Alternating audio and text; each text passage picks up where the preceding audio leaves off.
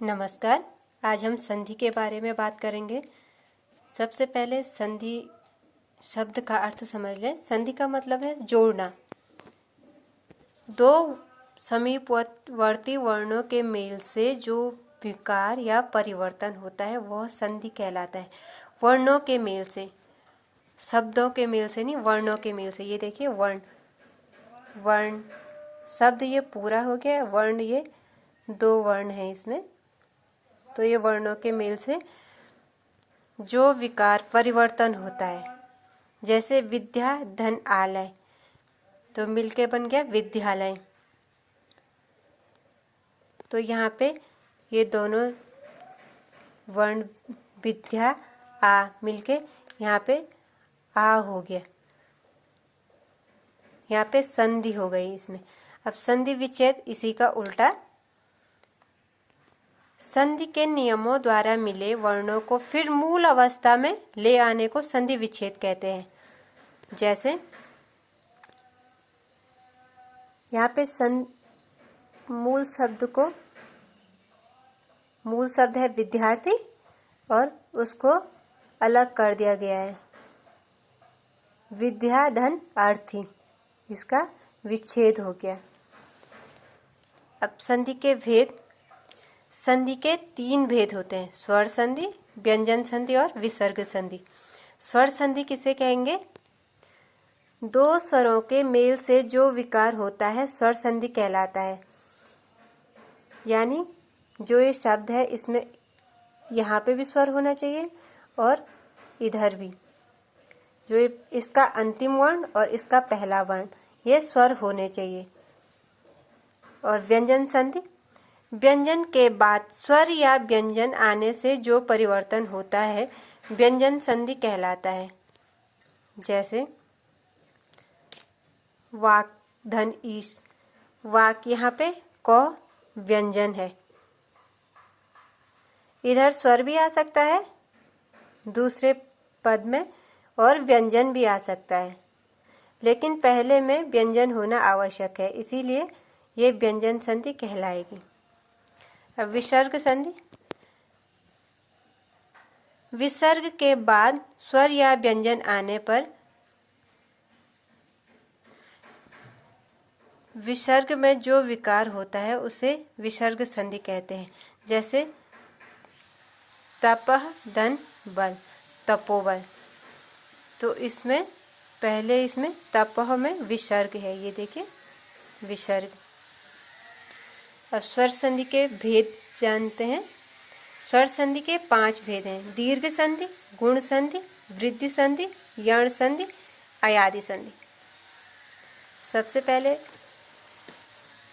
दीर्घ संधि। ह्रस्व या दीर्घ अ इ उ के पश्चात क्रमशः ह्रस्व या दीर्घ अ इ उ स्वर आए तो दोनों के मिलने से दीर्घ आ ई उ हो जाते हैं।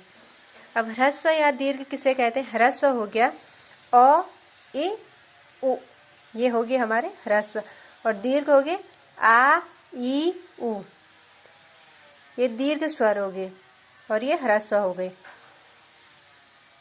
अ के बाद यदि अ आता है या आ आता है तो दीर्घ संधि होगा। इ के बाद इ या ई आएगा, ई या ई के बाद ई या ई ही आए क्रमशः तो दीर्घ हो जाएगा। जैसे देखिए अ धन अ, दोनों क्या है? ह्रस्व है, तो ये दीर्घ हो जाएगा, इसीलिए इसका नाम दीर्घ संधि भी है। अ धन आ मिलके भी दीर्घ आ ही हो जाएंगे। जैसे देखिए नव धन आगत, नवागत। अ धन आ मिलके यहाँ पे आ, नवागत हो गया है। दीर्घ और दीर्घ मिलके भी दीर्घ ही हो जाएंगे। आ धन आ बराबर आ। विद्या धन आलय, विद्यालय। और ई ह्रस्व या दीर्घ, ह्रस्व आए या दीर्घ आए, ई आए या ई आए, ई आए या ई आए, दीर्घ संधि होगी। जैसे रवि धन इंद्र, रविंद्र। ह्रस्व है, ह्रस्व है। यहाँ पे रविंद्र में वी दीर्घ हो जाएगा। हरि में ई है और ईश में ई है, दीर्घ है, हरीश हो जाएगा।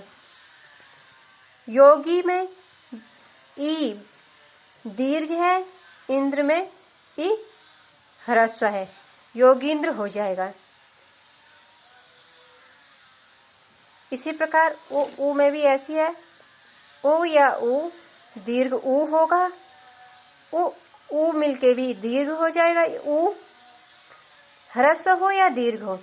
उदाहरण देखिए, गुरु धन उपदेश, गुरु उपदेश यहाँ पे दीर्घ हो गया है। लघु धन ऊर्मी, लघूर्मी हो गया।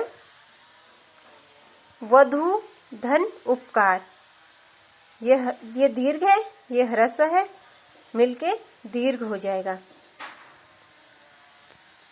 इसी प्रकार भू धन ऊर्जा, भूर्जा। अब गुण संधि देखते हैं। यदि अ और आ के बाद ई उ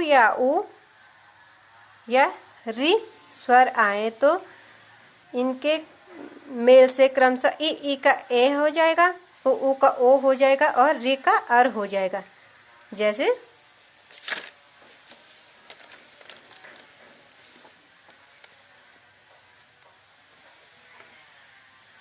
अ और आ के बाद देखिए, अ धन ई का ए हो जाएगा।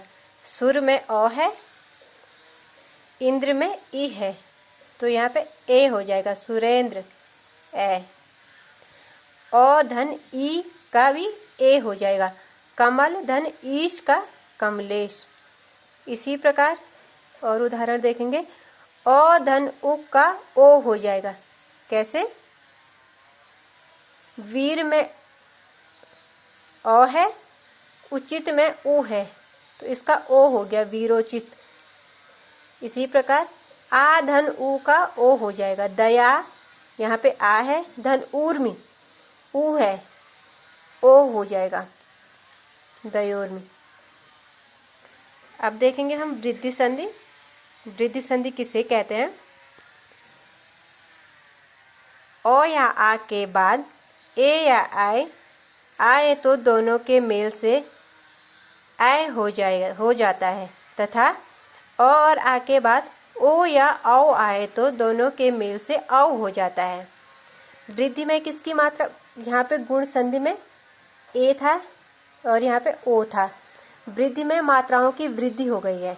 यहाँ पे ए आ गया, यहाँ पे औ आ गया। देखिए, अ धन ए मिलके आय हो जाएगा। एक धन एक, एक एक। अ धन आय मिलके आय हो जाएगा। मत धन ऐक्य, मतैक्य। अ धन ओ मिलके औ हो जाएगा।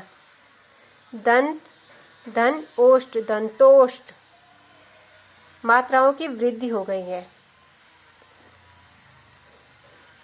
जैसे दीर्घ को हम अलग कर दें, गुण और वृद्धि का एक जोड़ा बन जाएगा, यण और अयादि का जोड़ा बन जाएगा। देखिए, यहाँ पे ए और ओ है, यहाँ पे आय और आओ है। इस प्रकार भी संधि को पहचान सकते हैं कौन सी संधि है। अब यण संधि देखते हैं। यदि ई उ यण और अयादि का अ और आ इसमें नहीं आएगा। इसमें पहले वर्ण में क्या आएगा? पूर्व पद होगा, जो उसका पद होगा उसमें ई उ और री आएगा। यहाँ पर तक तो अ आ रहा था पूर्व पद में, अ आ के बाद यहाँ पे है ई उ और री के बाद भिन्न स्वर आए तो ई का यो, उ का वो और री का र हो जाता है। कैसे? ई धन ओ,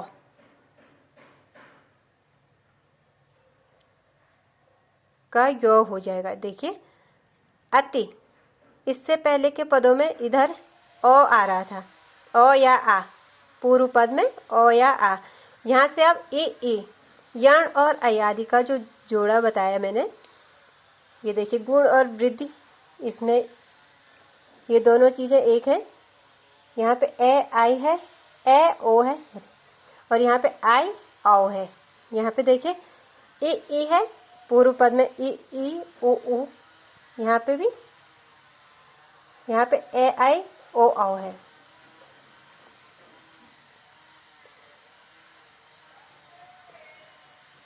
तो अति धन अधिक का अत्यधिक यो हो रहा है। ई और ओ का यो, उ और ओ का वो, सु धन अच स्वच्छ वो बन रहा है। अब अयादि संधि देखते हैं। यदि ए आई ओ औ स्वरों का मेल दूसरे स्वरों से हो तो ए का आई का आय, ओ का औ तथा ओ का औ तथा औ का आय हो जाता है। कैसे? ए धन ओ मिलके आय, नय धन अन नयन, आय हो रहा है। ये यहाँ पे आय धन ओ आय, नाय धन अक नायक। ये देखिए यहाँ पे आ है तो इसमें विच्छेद करने में 2 मात्राएं लगेंगी। यहाँ पे ओ है, ह्रस्व है, तो यहाँ पे 1 मात्रा लगेगी। इससे भी हम संधि पहचान सकते हैं। यहाँ पे देखिए ए धन इ आई हो जाएगा, नाय धन इका नायिका, ओ धन ओ का औ हो जाएगा और औ धन उ का आव हो जाएगा, भाव धन उक भावुक। इस प्रकार से हम संधि को पहचान सकते हैं। धन्यवाद।